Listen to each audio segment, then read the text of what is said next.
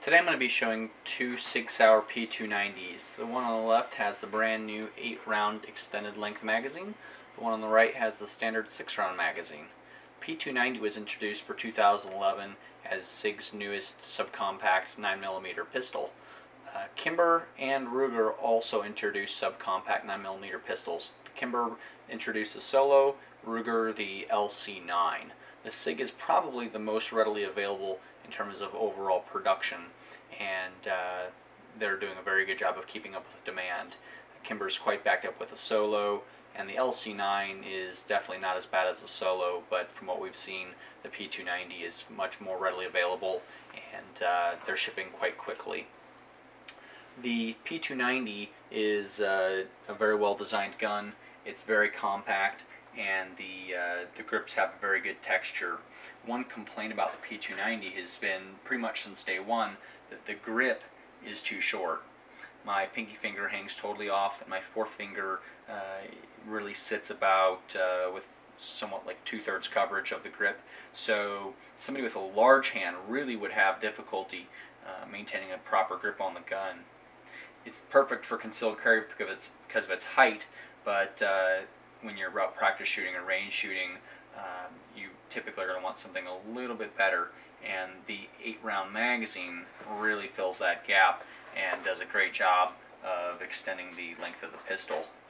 As you can see here, all my fingers fit very well. We even got a little room extra. The texture of the magazine, the extension is just like the gun. It's the rough texture, and they match the texture all the way around the pistol, and they've also contoured the design so that it does match the grip plates nicely. Looking at the magazine, it's pretty much like the standard 6-round 290 magazine.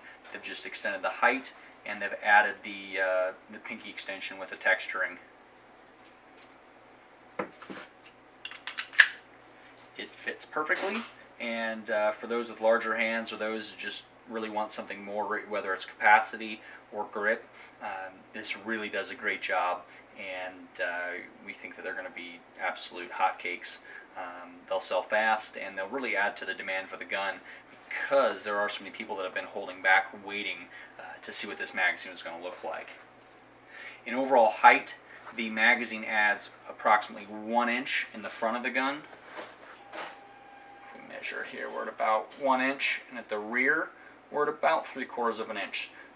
So it does add to the height, but it is needed for those, with either large hands or those looking to get a better grip on the gun.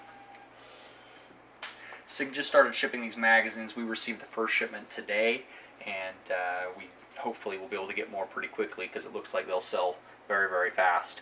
If you're looking to get one, it's probably best to order soon, because with the 238 magazines, they were out of stock for probably at least 2 or 3 months after the first shipment was sent out. So if the demand for these is anything like the 238 mag, they'll be very hard to get.